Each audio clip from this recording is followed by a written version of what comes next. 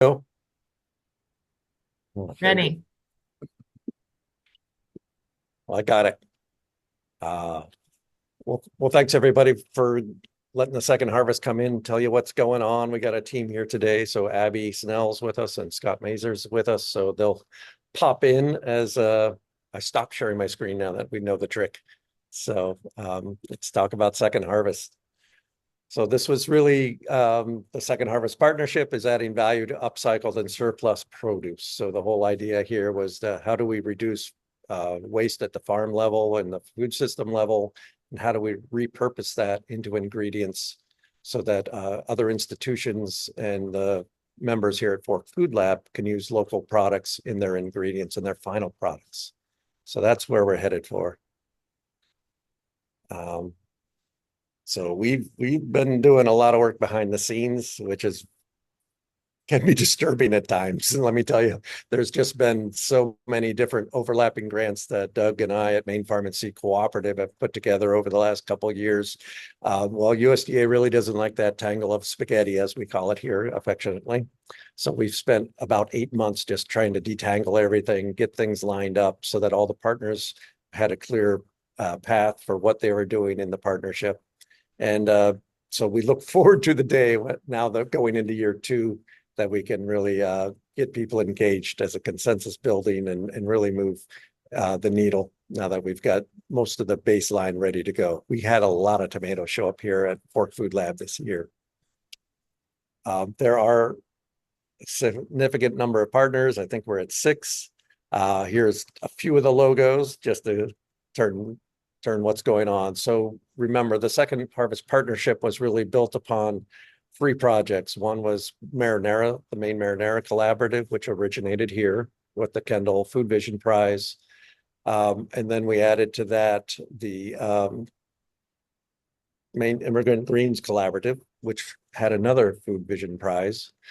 So those are the two really grants that are making progress, especially in this first year where we're still putting together the vegetable processing room and hiring staff like Scott and Abby and being able to put that in gear. So that's really the big partnership. We have a number of farms that we purchased from this year. So Liberation Farm, New Roots, Cultivating Community joined us as a new vendor.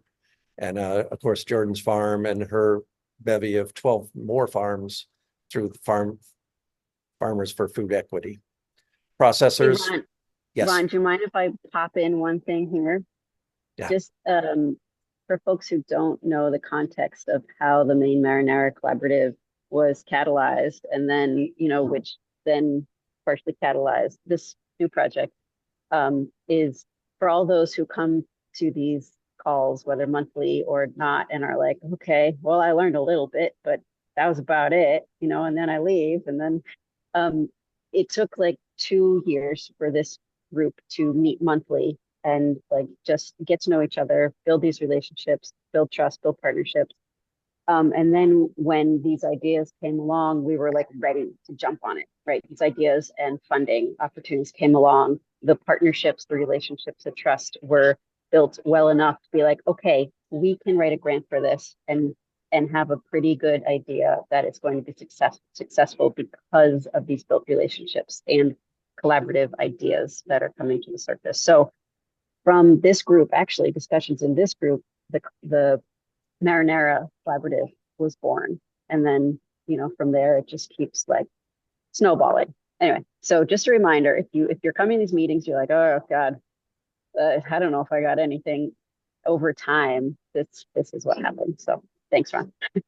Oh, I always forget those humble beginnings. No, thank you. I think it is. It's really the power of the relationships that are built out of the processing work group is what made both of these grants really excel. And that collaborative approach gets sticky at times, gets icky at other times, but you know what? That's what makes it work for both farmers and for consumers. So thanks everybody who's been playing along. Um, and then, so on this slide, here's the different assortments of folks who are playing. So we have quite a number of schools.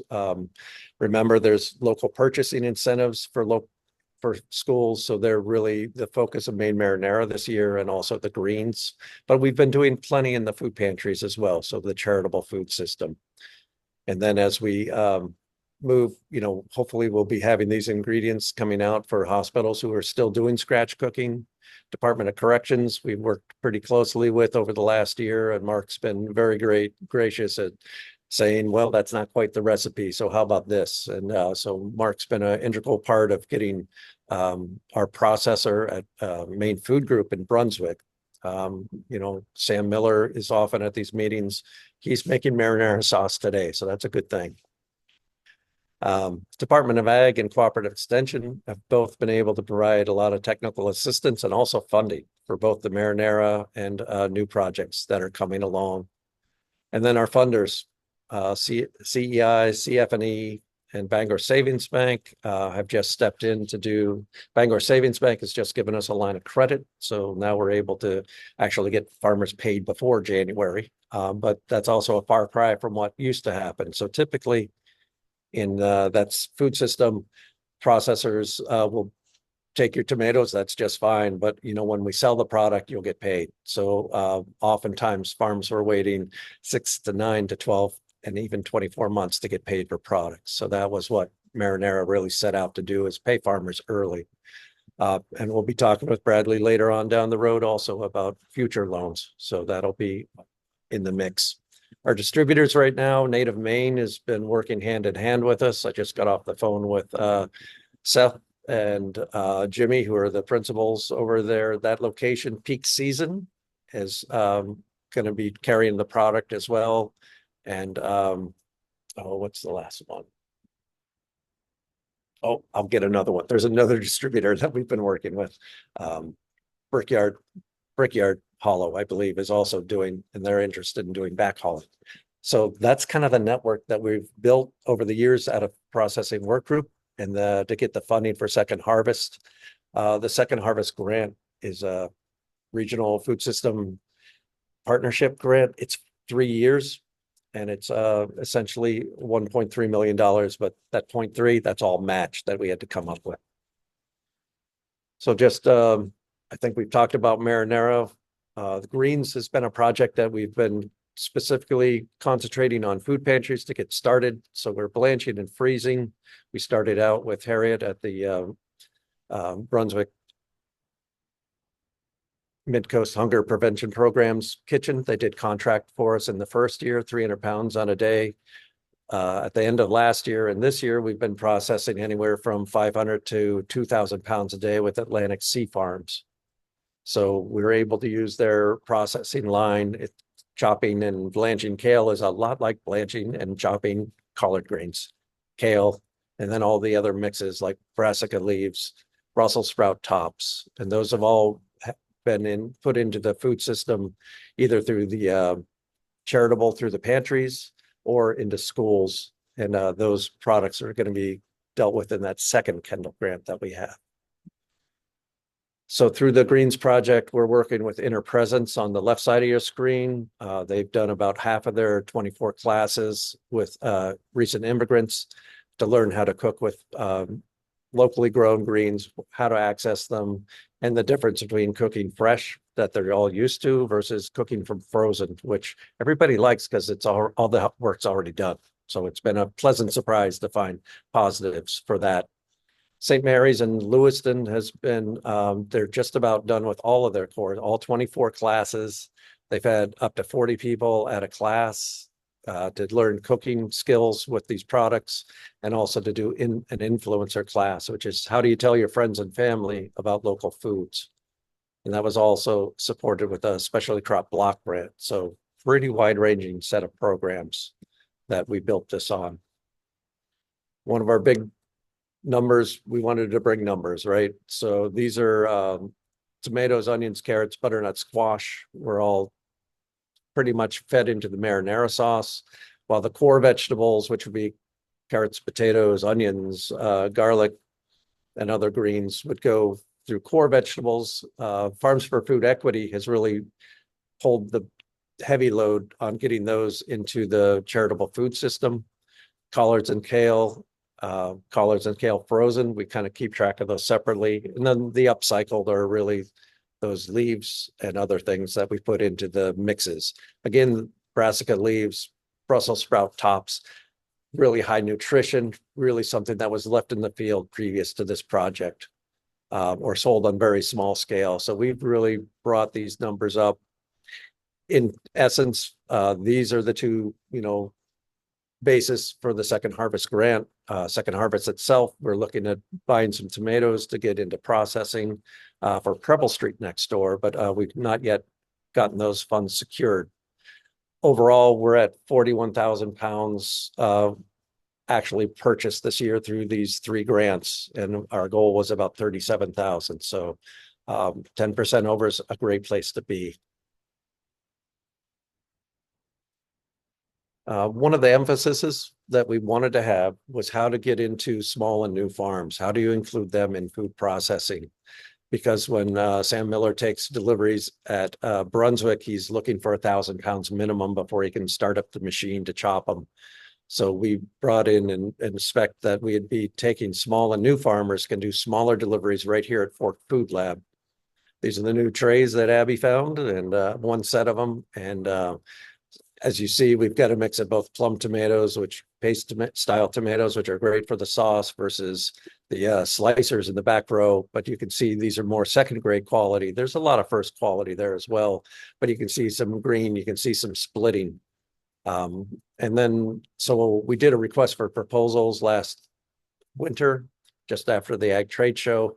And for the most part, we're paying $2.15 to $2.25 a pound for tomatoes for small and new farms. The larger farms were coming in about $1 a pound. So that's kind of the difference in pricing, but that impacts our final price on marinara as well. Through this bonus, mileage bonus, through the Second Harvest Partnership, we're able to pay mileage for each of those farms dropping off either here or directly to Brunswick, and that's limited to those farms. But we wanted to find a way to engage small farms so they had also had a way to increase their farm income. And Abby joined us last year as part of Marinara, but Abby, I'm gonna drop out of the share and let you talk about what's going on in purchasing. Yeah. Um, just reintroduction. I'm Abby Snell. I've been at Fork since May and transitioned right from my internship with the Maine Marinara Collaborative into this purchasing role, which is under a local foods promotion program USDA grant. That's kind of a mouthful. Um, so I was kind of in the role of coordinating this purchasing anyway, or the delivery of the poundage that we needed at Fork, as Ron said. And I just wanted to speak a little bit to the importance of upcycling and why we've focused so much on that with the Second Harvest project. And I think you've all heard us say in this group, especially with Doug, he has his elevator pitch for all of this about 30% of crops not making it off the farm. And I think that's kind of a metric globally for food waste in general, which might not seem so bad if it was just going to be made into compost, but also those second quality crops or greens have had time and money put into them with labor and water and fertilizer. And some of that doesn't make it off the farm just because it's not desirable enough to make it worthwhile to harvest them. So we're offering cash incentive to those farmers to bring those items to market, which is us being the market. And I also talked to Adele during the summer with the Cumberland County Gleaning Initiative. We just kind of discussed what it would look like to have the gleaning team bring us some of the surplus of what they don't already need in their channels and to see what that could look like in order for the farms to make some extra profit off of those crops and not have to pay the labor to get them off the farm. And then upcycling is, I just wanted to say, different than recapturing food waste. Like if you were to be trying to capture compost coming out of school cafeterias or other institutional cafeterias. And so this upcycling is capturing produce that's coming directly off the farm that hasn't been touched yet, that would, as Ron said, usually get tilled under or go to the compost pile at the farm because it's not aesthetically pleasing or isn't a typical cash crop for them like the greens. that we're taking from the brassicas. And I think some farmers have even been surprised to learn that that's a crop that anybody wants and that somebody thinks tastes good to eat, which it does, because we tasted it ourselves and put it into some stews. But also the bruised squashes and tomatoes and the curly carrots and things like that that we can put to use in other ways. Um, and we wanted to utilize off grade or seconds to reduce food waste on main farms, increase their income, maximize supply chain opportunities, and improve resiliency of Maine's regional food system. So, because these crops, their aesthetic value doesn't matter so much for processing, we can use them in soups, sauces, purees, even raw cut veggies and fruits. And these can go to institutions across Maine because they're made right here, they're higher quality, and retain their nutritional value better. So that's really benefiting everybody who's receiving them, from incarcerated folks to students, and then even, as Ron said, the members who are right in the Fork Food Lab building. So that's one of the most exciting parts. And I think many of them are starting to ask when these products will be available and how they can incorporate them into their menus. So we'll be really glad to be able to do that for them. So thanks. Thanks, Abby. One of the other pieces that Abby and I did together was to each year we are under the grant, we're bringing out resources to the farmers. That'll work. So Mark Hutton came out. He was came out and visited both at Cultivating Community in Lisbon, and we also did New Roots in Lewiston. So one of the common problems that Mark was seeing in both places is that farmers are letting the tomatoes grow along the ground. And what he says is what you can see here is you end up with a lot of blight in your tomatoes because the air can't get there and dry things out. So that fog and humidity overnight when the dew settles turns in, when you don't have them up in the air up on trellises, really cuts into your production and the amount of tomatoes that you harvest, because the plants will wither from that blight. So that was one thing that we found common in both new farmers setups. Mark had invited everybody to go to Monmouth to see the experimental farm and fields and some of their best practices up there. And but they just ran out of time through the harvest season. So that was kind of a nice piece. And, we really want to be able to do that and get those people to resources. We had spoken with let me think, it's not produce safety school, but it's, the FSMA harvesting regulations. And we also have access to their classes. So if there's farmers involved, I didn't see a lot on the screen today. That's something else that we can offer to the farms that we're working with, is anytime we have 10 farmers ready, wanting to take that course, it's a one-day class. We can get them certified for harvesting food safely. So, all right, I'm bringing on Scott next. He'll tell you some more about what it's like to walk into a project as fast as we just did. How's that, Scott? Thank you. All right. Can you, yeah, sorry. So I'm Scott. I am the new processing manager working with Maine Farm and Sea Co-op and Fork Food Lab. So being that as it is, I kind of see my role as twofold. Working with the Maine Farm and Sea Co-op to get those deliverables under that grant delivered, and then also setting up this processing space here at Fork, so it can be self-sustaining, because we're not just going to be making the marinara and processing tomatoes for folks here. We're also going to have at least two dedicated spaces.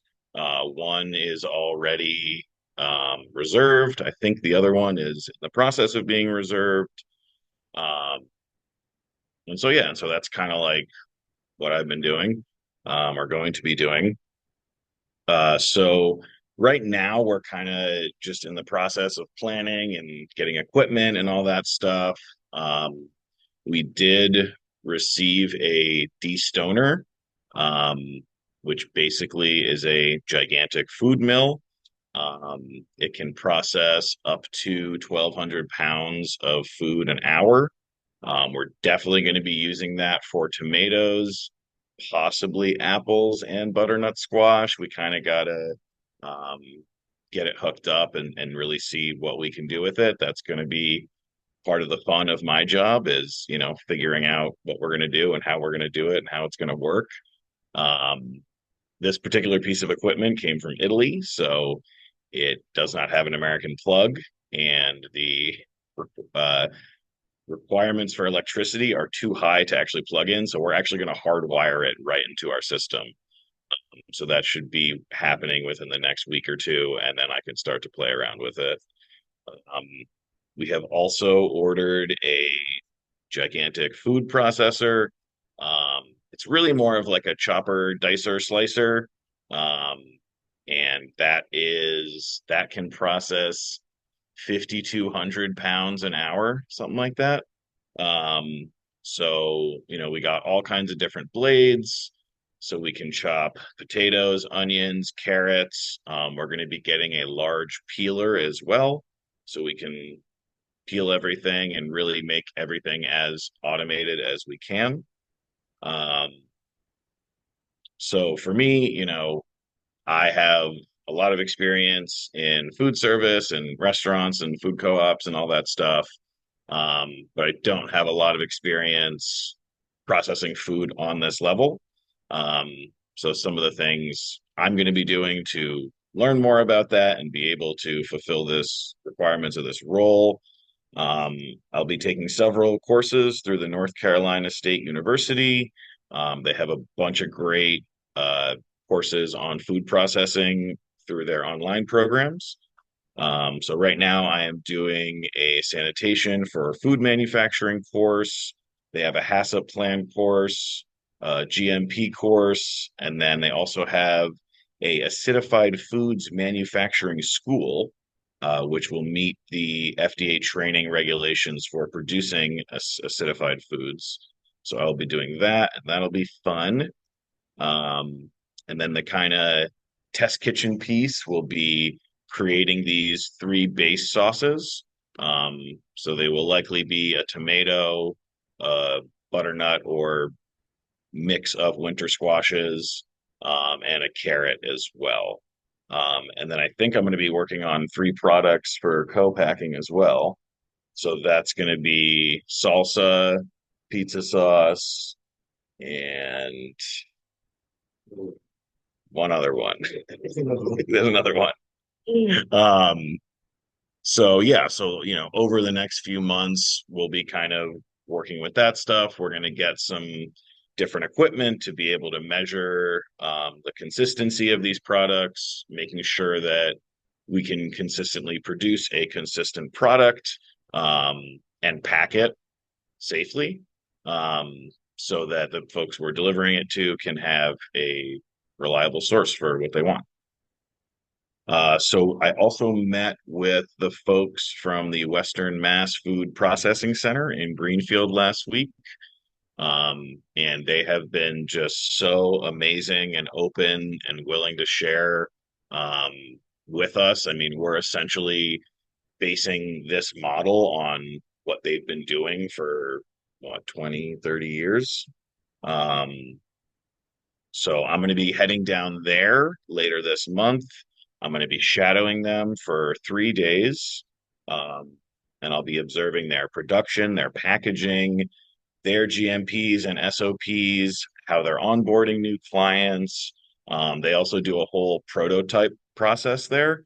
So, if a farm maybe has three different products they're thinking about, but they only want to make one, they'll prototype them and kind of go through that process with the farms. They're going to show me the billing and, even like what is it, Real Pickles started with them, and then they have their own facility now, which is right next door. So I might be going there too, just to check it out.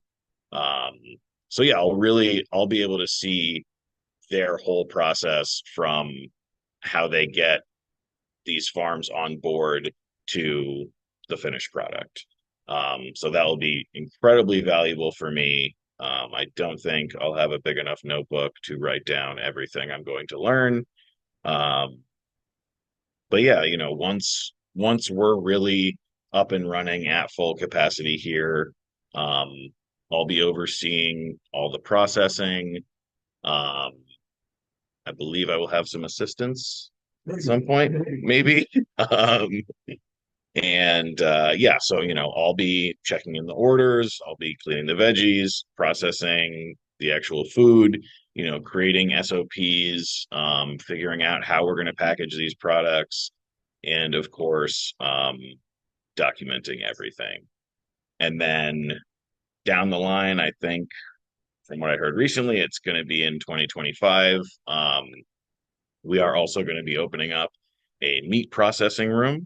Um, there's actually going to be a few spaces similar to our vegetable processing, dedicated spaces for folks to rent out, just like we have our current membership in the kitchen.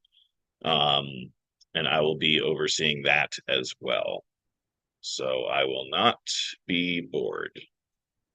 And that's about all I got. Well, and I just wanted to add now everyone in this group has heard all of that and the different equipments and ideas about what we would be processing there.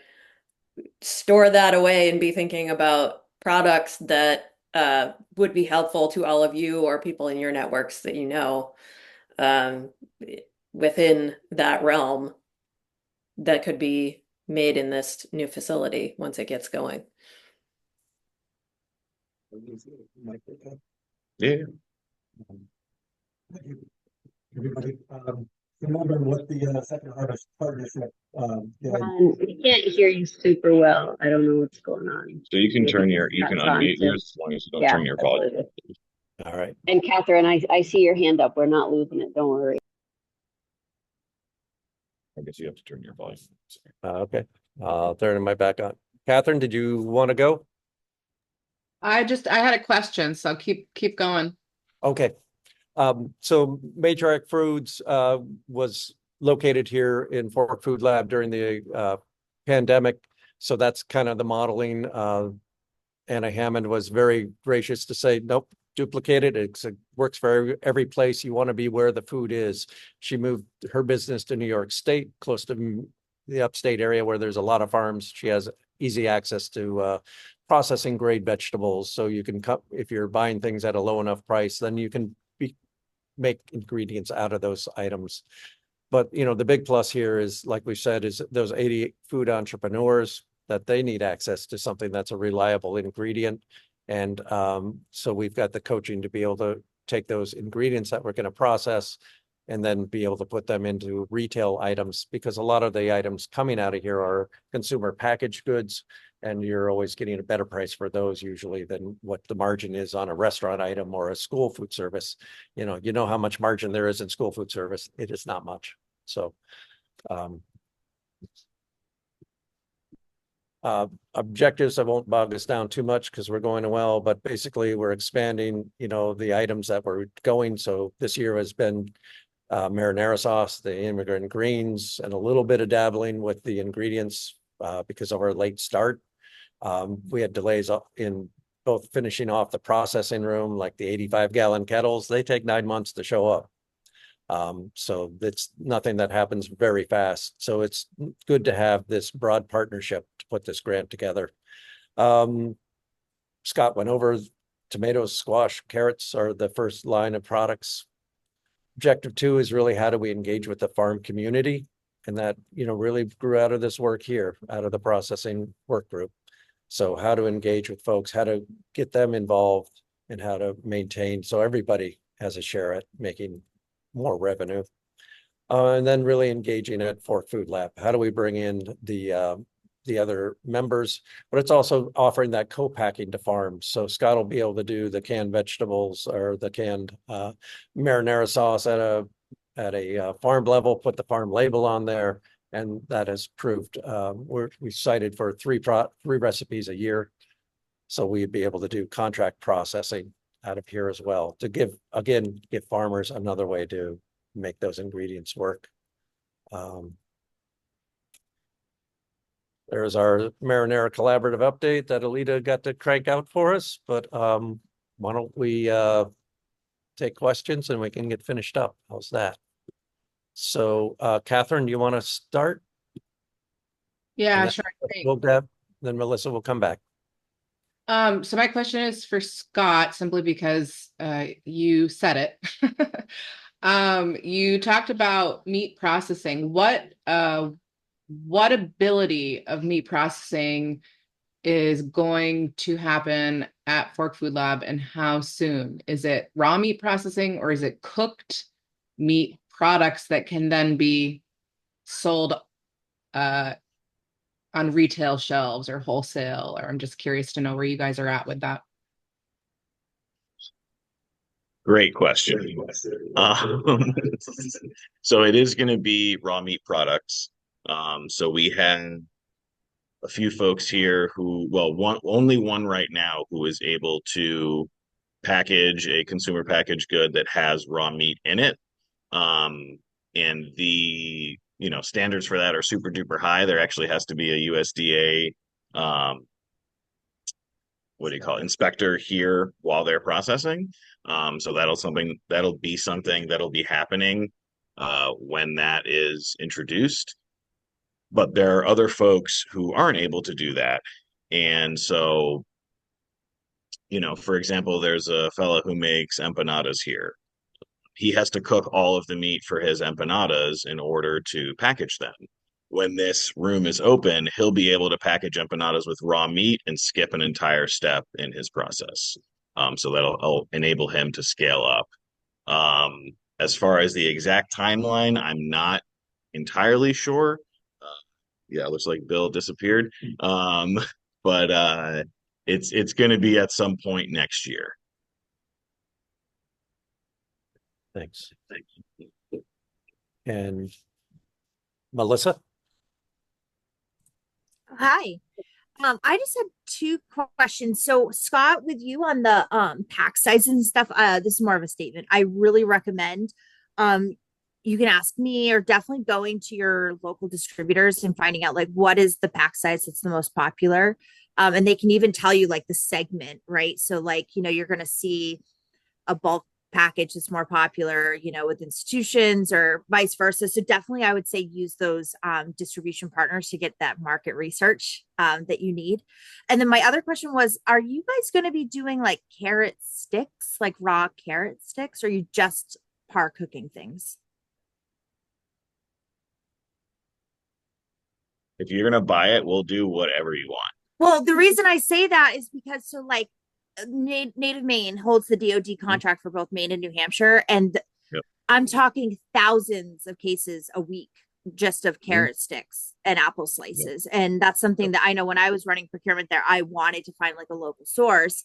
So I think that would definitely be a huge opportunity, just in mass bulk, if you guys could get, especially where it's a storage crop like that, have a place for storage and get it. And then each week you could do those and, work out a price with them. I think that could be a huge, huge movement. I'm talking, that's probably one of the, during the school year, the biggest selling units at Native Maine. So.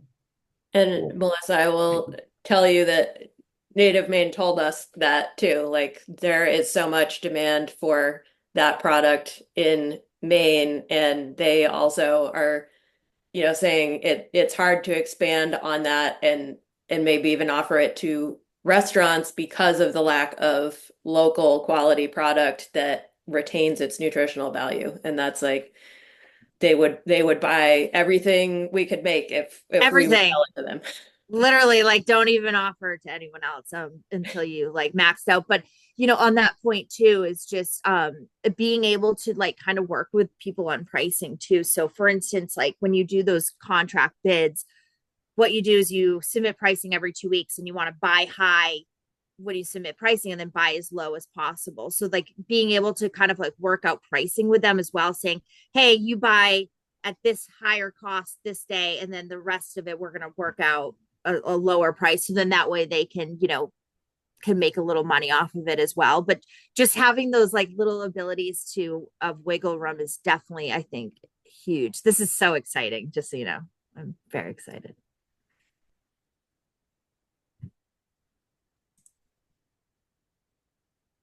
Other questions? Or did you have something to add, Ron? No, I did. I wanted to speak to, price, marinara I thought was high last year, and we're up probably another 25%. So we're right now putting a 3 cans equivalent of case together to schools for about $49.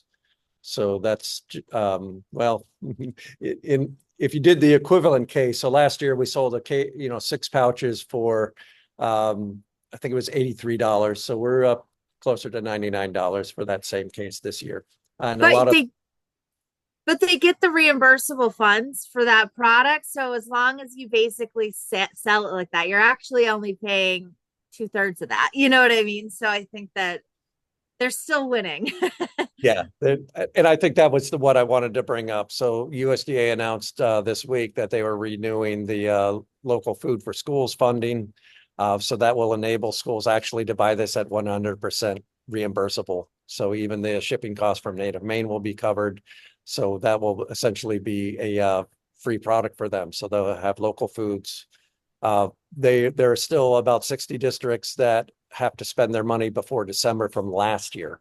So, and on that point too, that's another thing. So like, for instance, like Wayside Food Pantry, what I would do with them is they do have the ability to, you have a standing order or you pre-order, right? So if a school's like, I need to get rid of these funds now, hey, let me place an order for 20 cases, but I need those throughout the entire year.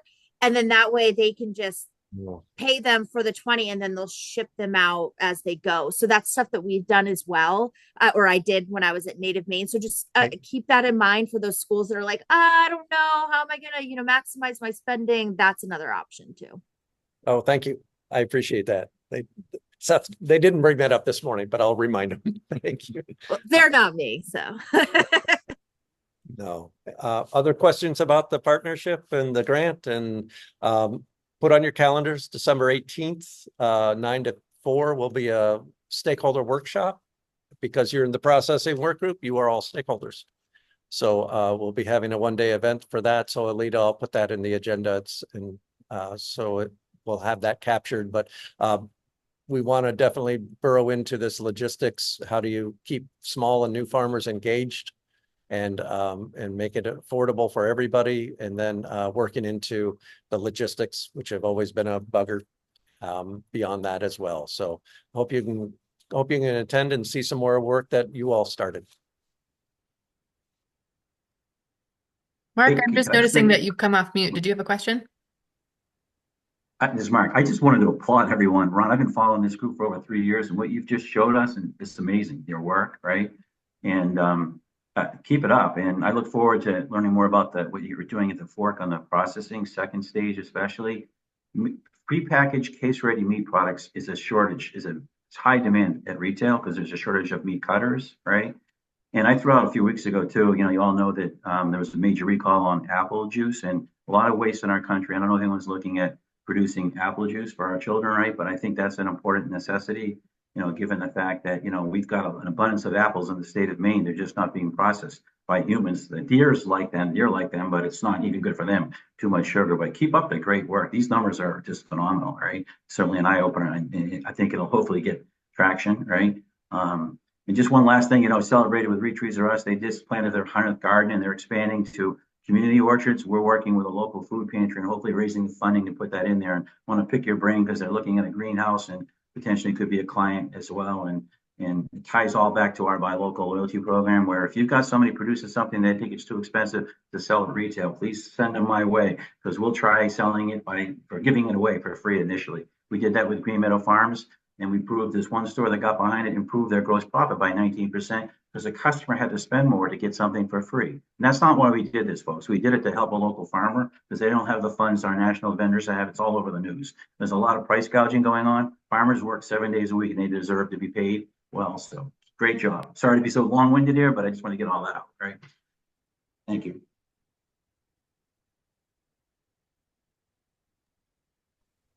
Aaliyah, should we shift just the last 4 minutes real quick? Just to introduce what's coming up in the future. Is that okay? Yeah, yeah, and maybe we can spend a chunk of our next meeting time Yeah, allowing to get into this a little bit more. But yeah. Yep, cool. Ron, Scott, Abby, thank you so much. Oh, Catherine, you got something to follow up? Totally fine. We can go in the next meeting. I have one last question, but it's not about the Marinara project. So Okay, time shoot. to ask it. Yeah. Okay. Does anybody know about a cold and frozen um uh food fulfillment center in New England?